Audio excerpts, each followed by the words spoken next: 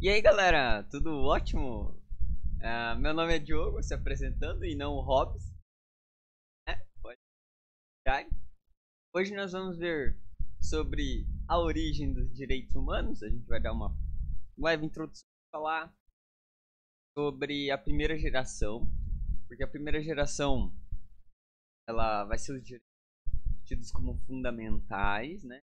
Tá fortemente associado com essa origem dos direitos humanos, com essa concepção que existem direitos humanos, como a gente vai ver até pelo nome. Mas nem tudo são flores, como a gente vai ver. Eu estou usando os slides do professor Leonir, né? Que eu acabei não pedindo autorização, porque acontece, eu espero que eu não seja processado. E eu vou colocar algumas recomendações, principalmente por conta que aborda alguns temas como a Revolução Francesa, a Revolução Americana e a Revolução Inglesa.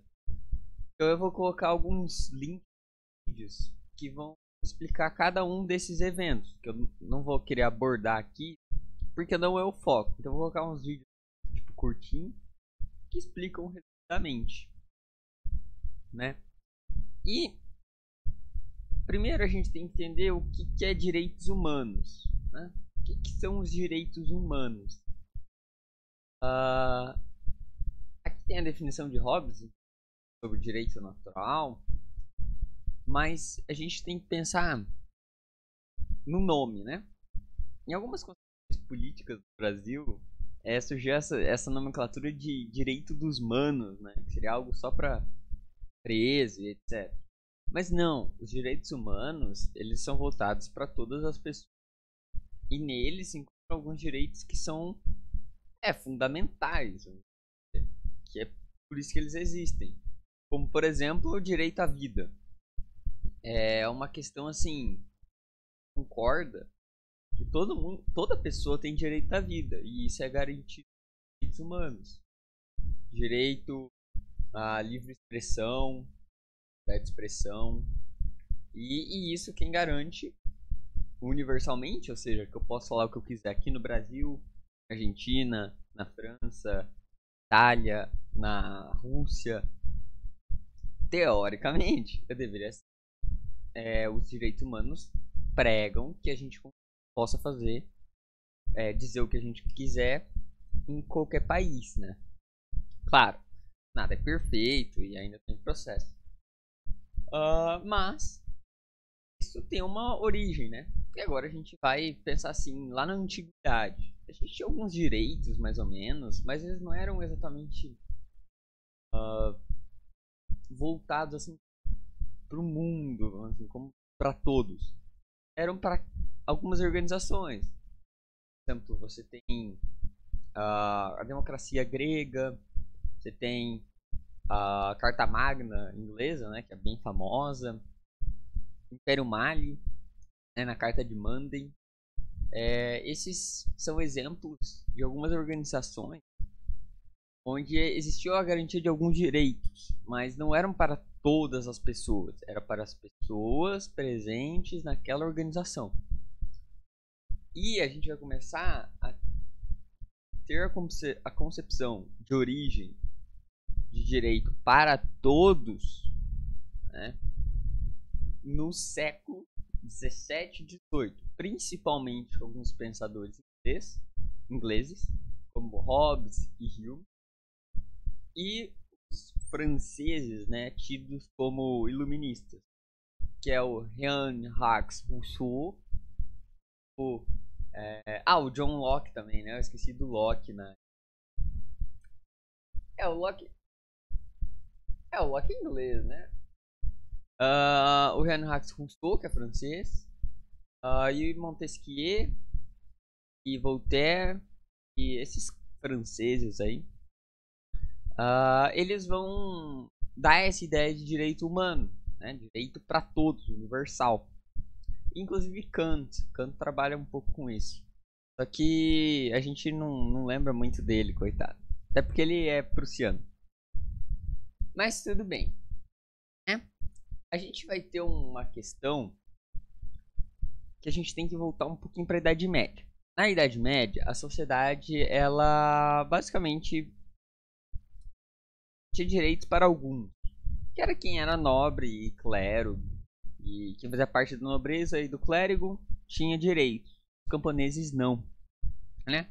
Na verdade, camponeses, burgueses, todo mundo que não fosse nobre ou clero estava fora da garantia de direitos. E a gente tem que essa garantia de direitos ser apenas para a nobreza e para o clérigo era embasada numa questão do pensamento social da época. Na Idade Média, o pensamento social era pautado e embasado exclusivamente na religião. Então, é obviamente que se é pautado na religião, o clero vai ter direitos, porque eles representam, né, a representação divina. E a nobreza? A nobreza, e aí eles eram literalmente a representação divina, né? Que eles exerciam a vontade de Deus sobre as nações, né? Todos eram enviados divinos, que era incontestável. Só que com a formação do iluminismo, existe a formação do racionalismo, ou seja, essa concepção racional de que tudo, né, deve ser pautado na razão e não, por exemplo, na religião. Então, essa concepção de que uma pessoa enviada divina não existe, não deve ser considerada. Deve ser considerada a razão. Então, esse direito divino que possibilitava que os reis fizessem o que queriam, ele começa a ser meio que assim proibido, né? Não proibido, mas ele acaba sendo discutido, isso, melhor. Até que começa a ser discutido. Olha, você não pode fazer o que quiser. Não tá certo isso. E a gente tinha a ascensão da classe burguesa, né? Que financiava muito desses pensadores, né? Tinha dinheiro. E a gente ia ter começava a formar uma ideologia que colocava que o ser humano, esses pensamentos desses filósofos, colocava que o ser humano tinha alguns direitos naturais que deveriam ser garantidos. E esses direitos naturais eram os direitos individuais, por isso que são os primeiros direitos, porque antes não existia uma concepção de que toda pessoa tinha direito. Depois, as outras gerações começam a discutir quais direitos as pessoas devem ter. Mas antes, não existia discussão se elas deveriam ou não ter direitos. Então, a primeira geração é dizer que o ser humano tem direitos. E é dizer que são alguns direitos naturais. Para Hobbes, e agora ainda aqui chegando finalmente, Hobbes coloca que o direito natural é a forma que o ser humano racional age para sobreviver e prosperar. A garantia dos direitos ocorreria com a submissão ao governante. Então, assim, ele colocava que era necessário existir um governo, vamos assim dizer, e que tudo que o ser humano faz, ou seja, o direito natural é o que garante ao ser humano sobreviver. Então, alguns direitos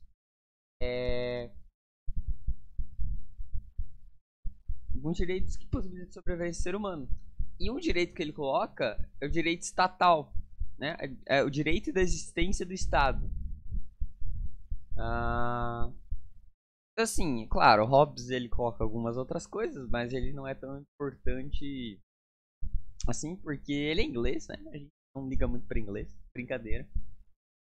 Mas ele coloca aqui, ó, que ele é uma espécie de jus naturalista que tem por justo o direito estatal, direito natural à existência do Estado. Então ele coloca que o direito natural ele é o interesse imediato do ser humano para sobreviver. O direito nacional natural ele não se embasa numa sociedade virtuosa, mas numa sociedade em que o homem sobrevive, né? O homem, a pessoa, consegue sobreviver, consegue se defender dos outros, né? O Estado serviria para defender as pessoas umas das outras. É natural no tocante ao desejo da preservação de cada homem, mas não no sentido de apropriar-se da lei das leis da natureza para aplicá-las, porque são melhores para todos. É meio que assim, o ser humano faz tudo pensando só nele, né? É por isso que Hobbes é o que coloca que o ser humano é mau. Todas as regras de justiça são convencionadas pelos homens. Porque a natureza não associa, mas dissocia os homens. Ela não lhes dá um padrão normativo natural. Então todas as leis, concepção de justiça, certo ou não, quem cria são os homens. Não é uma coisa natural. E ele cria para sobreviver também, né? Aí a gente vai ter John Locke. John Locke é um cara legal. Eu tô perdendo os filósofos, assim, mas é mais para ilustrar exatamente o pensamento da época. Os filósofos eles servem para ilustrar muito bem isso. Porque assim, se você olhar, é bizarro, mas na Idade Média as pessoas não tinham, assim, nenhum direito. E eles colocam coisas que parecem meio que bizarro, né, pra gente. Como que alguém não tinha isso? O Hobbes não parece tanto, né, porque ele coloca esse Estado, que o ser humano deve sempre, que o Estado serve para impossibilitar que o ser humano se mate. Mas Locke ele já é visto mais como iluminista, né? Ele coloca algumas coisas, uns direitos, que daí é mais comum entre os iluministas, que a gente vai olhar assim e como as pessoas não tinham isso. A sociedade da Idade Média é muito louca nesse sentido. Porque as pessoas não tinham nenhum direito. Nenhum. Literalmente, o nobre podia chegar, te matar e falar que você era um servo dele. Então ele podia fazer isso. Era como se assim, a única concepção de posse era do nobre com seus súditos. Então, é claro que a primeira geração dos direitos humanos não estava se importando se tinha pessoa morrendo de fome. Porque assim, claro que é isso, a barriga motiva revoluções, mas o cara não tinha nem o direito de ter direito. Ele não podia ter direitos. Ele não tinha direitos. Então a primeira vai garantir direitos que possibilitem outros direitos. Então tem que pensar nessa lógica, né? E é claro, era uma sociedade burguesa, principalmente pensava nesse ganho de direitos. Porque eles tinham dinheiro, mas não tinham o resto. Eles só tinham dinheiro. O John Locke, ele encara o governo como uma troca de serviços. Então as pessoas obedecem o Estado para serem protegidas. Enquanto isso, o Estado ele vai ter que promover a justiça. Então meio que seria essa troca justa. A gente vai obedecer o Estado, sei lá, pagar imposto, parada, enquanto o Estado ele promove a justiça, ou seja, ele vai garantir que todos tenham os direitos iguais. Era algo que não existia.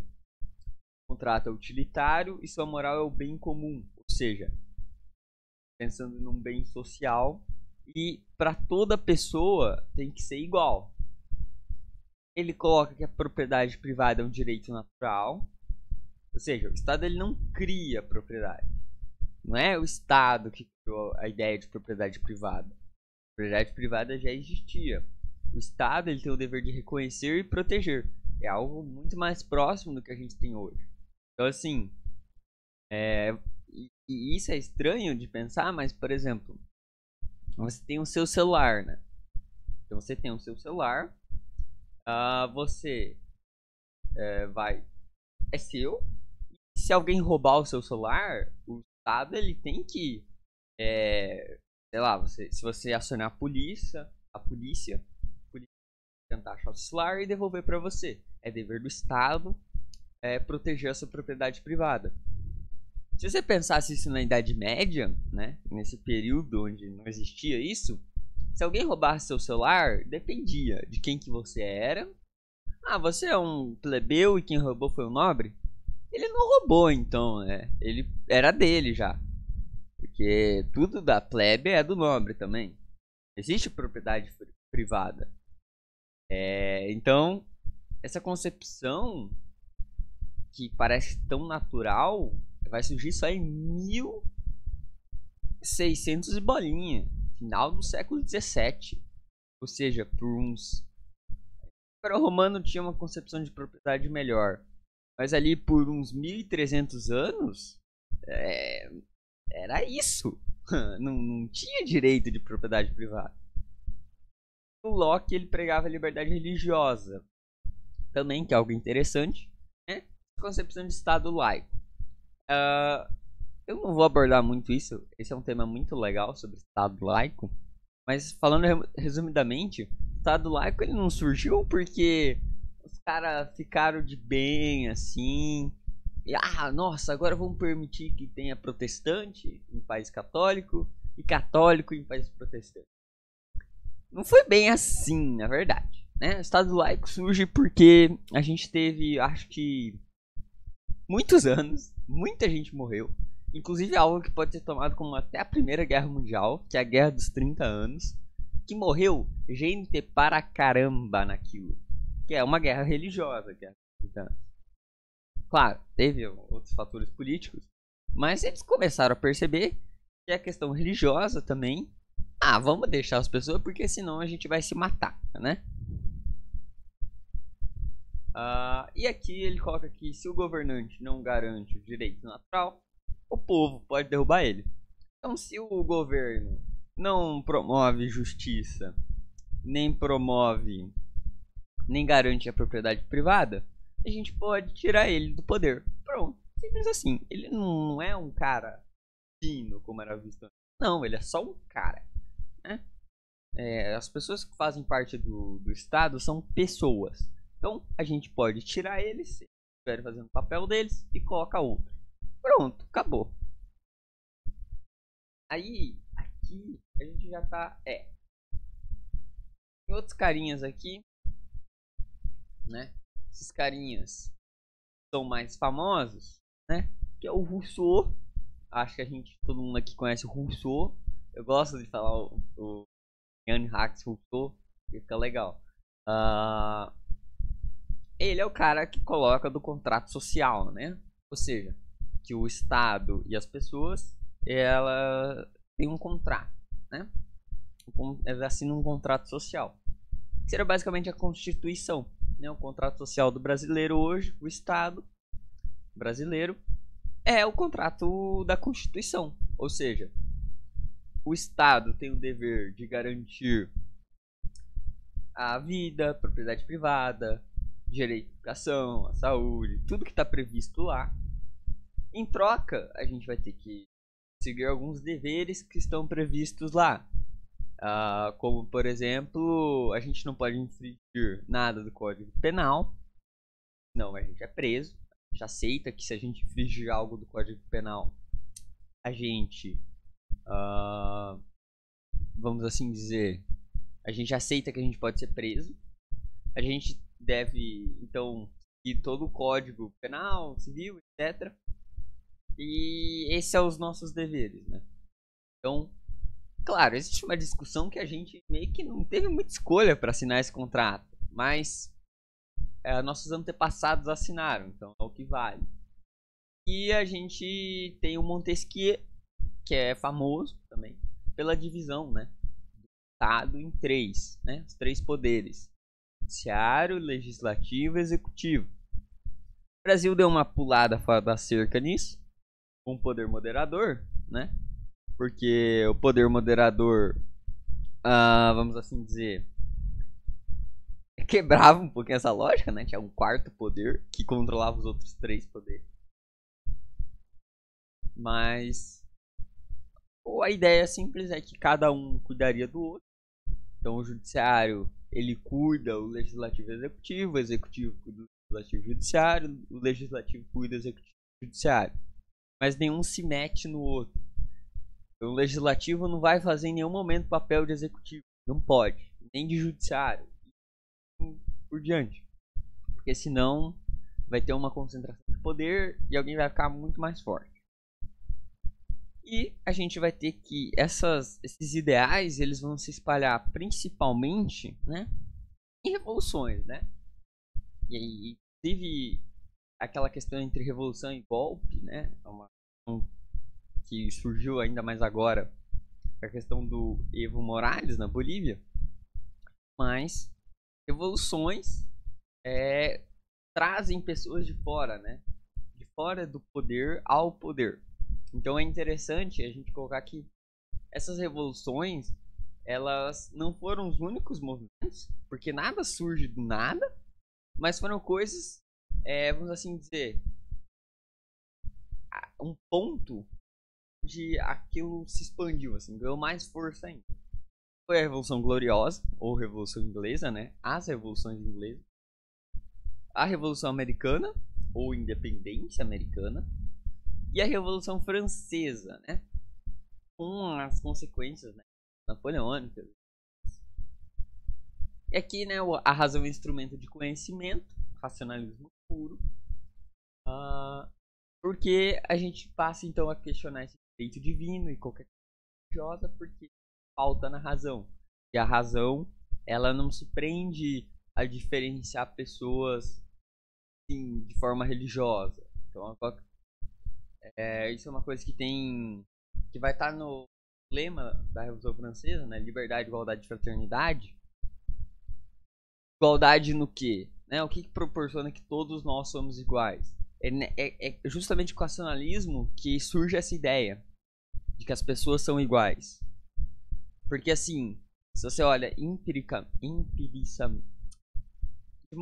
modo empírico, as pessoas não são iguais. Assim, a coisa mais fácil do mundo é olhar para alguém e dizer que ela é diferente. Mas com o racionalismo, vai surgir e falar: não, nós somos todos iguais em um aspecto. Todas as pessoas são iguais porque todas pensam. É isso que faz todo ser humano ser igual. Física, aparência, costume, dinheiro, status sociais. Não é nisso. É a capacidade de pensar. Então, quando você coloca que a razão é um instrumento de conhecimento, ou seja, que a razão é o principal aspecto que deve ser levado em conta, todas as pessoas são iguais, porque todas têm razão. Então, vai garantir um direito universal, porque a única coisa que todas as pessoas têm em comum é a razão. Então, essa questão filosófica mais mesmo, que o começo é mais filosófico, e uma introdução histórica, né, falar da Idade Média. A gente tem, falando da burguesia, que vai levar o nome dessa primeira geração, inclusive, né, são as revoluções burguesas. Não queria tanto, assim, direitos. Até porque meio que já dava para comprar o judiciário, né, eles tinham dinheiro. Só que eles precisavam de status social, poder político, eles não tinham isso. A burguesia, ela não tinha nenhum poder político, ela não fazia as leis. Ela tinha dinheiro, ela podia comprar quem fazia as leis, mas não era o suficiente. Ela queria fazer as leis. Então, a gente vê uma coisa legal, é a burguesia, nesse período de transição, ela comprava muito título de nobreza, de barão, né? Título de duque. A burguesia comprava esses títulos porque ela queria status social. Então, pra ver, né? O dinheiro não é tudo. Às vezes o status social é importante. E é isso que a burguesia procurava bastante. Claro, direitos eram interessantes, mas não era o foco. Direitos era mais das camadas mais baixas que não tinham nada mesmo.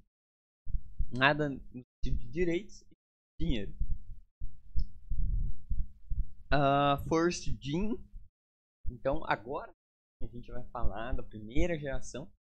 Toda essa geração, eu já falei um pouquinho da primeira geração. Mas agora a gente vai vir aqui falar especificamente da primeira geração.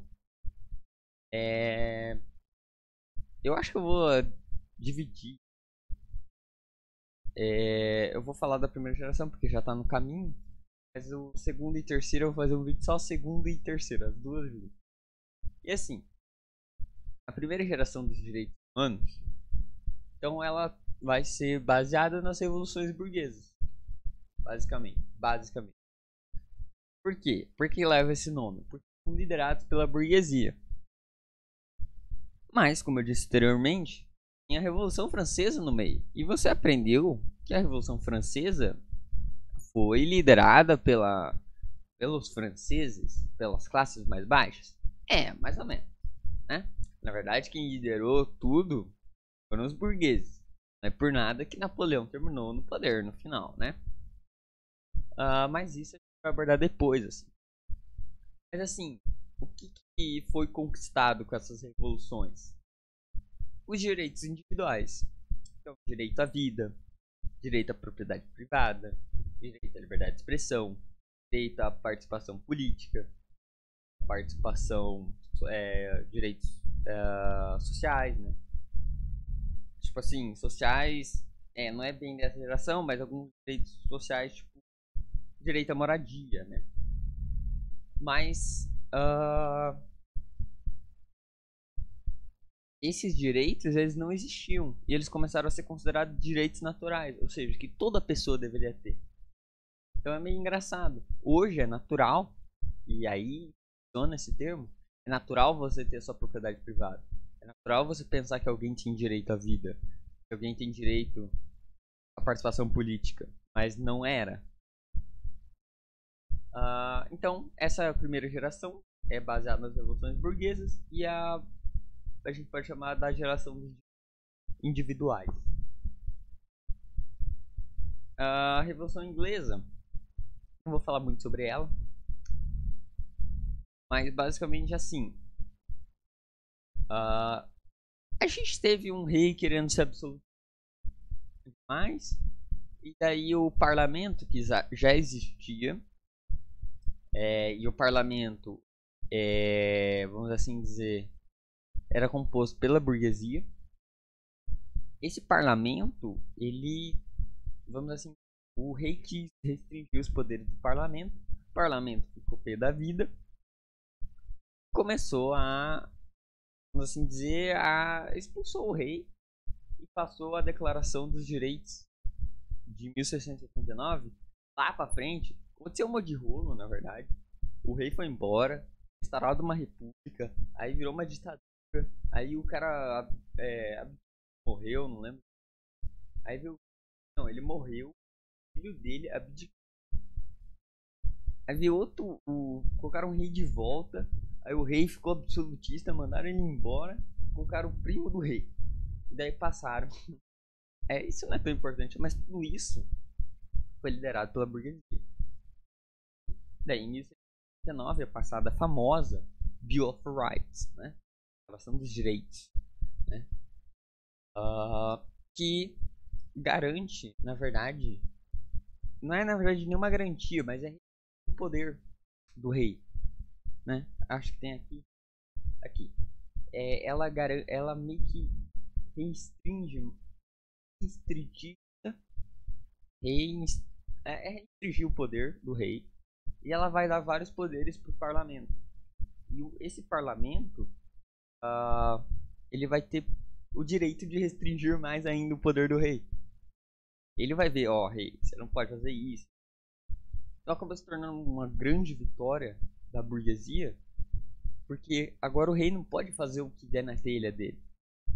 Tem que passar basicamente pelo que a burguesia pensava, porque o parlamento era formado pela burguesia. Então, essa aqui vai ser a base das consequências da Revolução Inglesa. Ou seja, você não vai ter mais um rei que faz o que tem algumas garantias de que ele não vai fazer o que ele bem entende. O parlamento vai ser livres e tal. Só que mais ou menos, né? Nem todo mundo conseguia participar. E é isso. Essa aqui é assim. Tem várias coisas, né? É praticamente uma constituição. Mas aqui ele dava vários poderes pro parlamento. Por isso que o parlamento é tão forte, principalmente na Inglaterra, né? Até hoje, né? Tem lá a Elizabeth, figura. Ela na prática não tem nenhum poder. O parlamento faz tudo. A gente tem independência dos Estados Unidos, pá. Resumindo a independência. A Guerra de 7 Anos, Inglaterra ganhou, pegou uns territórios franceses na América. Só que toda guerra traz prejuízo, daí a Inglaterra estava devendo, né? Principalmente para bancários. Então, que ideia que eles tiveram? A gente vai taxar os americanos, né? As 13 colônias, massa, aí a gente paga a nossa dívida. E a gente, não queremos que os americanos ocupem mais aqueles territórios lá, né? Vamos ocupar a gente, que daí a gente consegue extrair mais recursos para conseguir pagar a nossa dívida. Legal, né? Então, os americanos não gostaram disso. E eu gosto muito da festa do chá de Boston. Por quê? Porque eles começam a jogar o quê? Chá. Que entre alguns impostos, né? Tinha um imposto do chá. Então, os Estados Unidos fez? Jogou o chá fora. É a festa do chá de Boston, né? Em Massachusetts, né? É isso, basicamente. E daí a gente vai ter toda a Revolução Americana e tal. E daí, 4 de julho de 1776, passado não é conferência, não sei se o termo fica certo, né? Conferência. Mas esses caras estavam em Virgínia e passaram isso. No Congresso, no Congresso de Virgínia. Aqui, né? Declaração de Virgínia. E, basicamente, essa revolução, claro que teve a participação de classes mais baixas, escravos, a gente teve a participação de várias pessoas, assim, que não eram latifundiários, burgueses, mas é pautada principalmente, iluminista, né? Essa é iluminista e foi liderada por burgueses. Por exemplo, George Washington, né? Que era um ex-militar inglês. E a gente tem como, considerado inclusive pai da Revolução Americana, né, da independência americana, Benjamin Franklin. Né? Benjamin Franklin não era nenhum pobretão, né? E ele era pautado nessas ideias iluministas. Assassin's Creed é muito bom nisso, porque conta um pouco dessa história. E quando a gente tem a vitória americana, né? Que teve lá a aliança com a França, Espanha, etc. Que ninguém gostava da Inglaterra na época. O que acontece é que é feita uma constituição, né? Uma carta magna dos Estados Unidos. Que garante, no artigo 1º já, é muito famosa a Constituição americana, porque é a mesma até hoje. E tem alguns direitos tidos como fundamentais, né? Todos os homens nascem igualmente livres e independentes. Têm direitos certos, essenciais e naturais, dos quais não podem, por nenhum contrato, privar nem despojar sua posteridade. Tais são os direitos de gozar a vida e a liberdade com os meios de adquirir e possuir propriedades, para obter a felicidade e a segurança. Então, é justamente esses direitos como fundamentais. Tá checando. Então, assim, esses são direitos interessantes para a classe burguesa. Por quê? Surgiu, né, inclusive do lema No Taxation Without Representation, porque surge dessa coisa de não existir a representação política dos burgueses da América, né? Então, assim, eles passam a ter garantia de direitos políticos e alguns direitos que não poderiam ser tomados, né? Que antes um rei podia tomar. E por que na América isso daqui é interessante? Porque as colônias, as pessoas das colônias não eram vistas igual às pessoas da metrópole. Então, assim, a metrópole podia fazer o que queria com os colonos. E garantir esses direitos foi uma coisa interessante. Eles ganharam diversos direitos, né? O direito à propriedade privada, o direito de ser feliz, né? De buscar a felicidade, da segurança, da liberdade. Só que, assim, esses são coisas muito legais, bonitas, só que era muito voltada para a burguesia. Porque, assim, é engraçado dizer que nenhum contrato poderia privar uma pessoa disso, né, desses direitos naturais, como a liberdade, você ter a escravidão, que era literalmente isso. Você comprava a pessoa através de um contrato. Então, existia essa ironia, mas quando se pensa em independência americana, você pensa em direitos burgueses americanos, que não eram vistos como os mesmos dos direitos dos burgueses ingleses, né? Por exemplo, as mesmas pessoas. Não tinha essa mesma representatividade política, nem importância social. Aquele status social que eles queriam tanto não existia. E agora eles passaram a ter. E é claro, é declarada a Primeira República, né? Então era realmente controlado pela burguesia, né? Porque daí você podia eleger quem era o presidente e tal. Então isso é interessante. O primeiro é o George Washington, que é o nome da capital, não é coincidência. E é isso, basicamente, né? Revolução Americana, bem resumidamente. Vou colocar o link na descrição também. E a gente tem a Revolução Francesa. A Revolução Francesa é muita coisa? Bastante. Mas basicamente assim, pessoa morrendo de fome, rei dando mais imposto ainda. A gente teve a época do Rei Sol, né? Como é tido o nome dele, do Luís XIV. É muito Luís na França, né? Não é por nada que a cidade de São Luís, no Maranhão, foi colonizada por franceses. Ou a Louisiana, né? Mas tudo bem. E aí a gente tem que... os reis tinham muito privilégio, o rei tinha muito privilégio, a nobreza tinha muito privilégio. As pessoas passando fome, os burgueses estavam indignados com muito imposto. A Revolução Francesa. Tomaram o poder, massa. E aí a gente vai ter participação de toda a população e surge então a garantia de alguns direitos. E aí surge por que a gente tem direitos humanos, né? Que é, claro, é parecido o nome, mas é a Declaração dos Direitos do Homem e do Cidadão, que é todas as pessoas vão ter, né? E assim, que seria seria um direito universal, né? A ideia é que os homens nascem, são livres e iguais em direitos, muito parecido com o americano. As instituições sociais só podem fundamentar-se na sociedade comum. Então, assim, a distinção de pobre e rico vai ser uma questão de utilidade, não vai ser tipo nobre e camponês que não tem mais direito. Não, é só nome. Finalidade de toda associação política é a conservação dos direitos naturais, imprescritíveis, ou seja, você não pode mudar, do homem. Esses direitos são a liberdade, a propriedade, a segurança e a resistência ao... Então, assim, a ideia aqui desses direitos, né? Esses direitos garantidos, né? Os direitos, a Declaração dos Direitos do Homem e do Cidadão, a gente percebe basicamente a pauta de todos.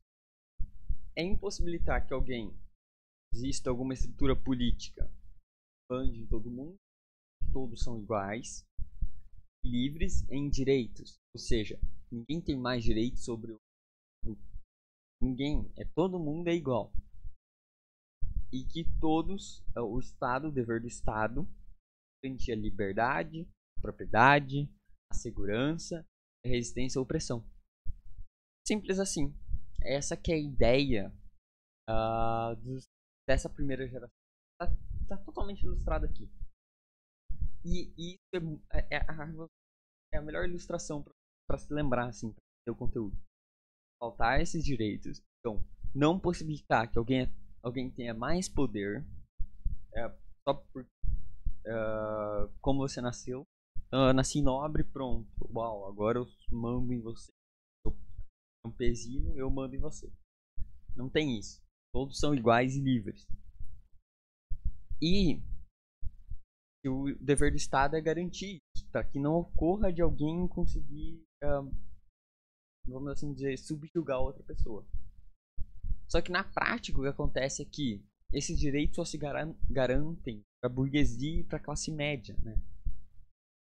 A gente vai ter que esse direito vai ser só para homens, homens mesmo, mulher não, mesmo que elas tenham sido muito participativas na revolução, e que você tinha que ter um mínimo de dinheiro para conseguir participação política e garantir esses direitos.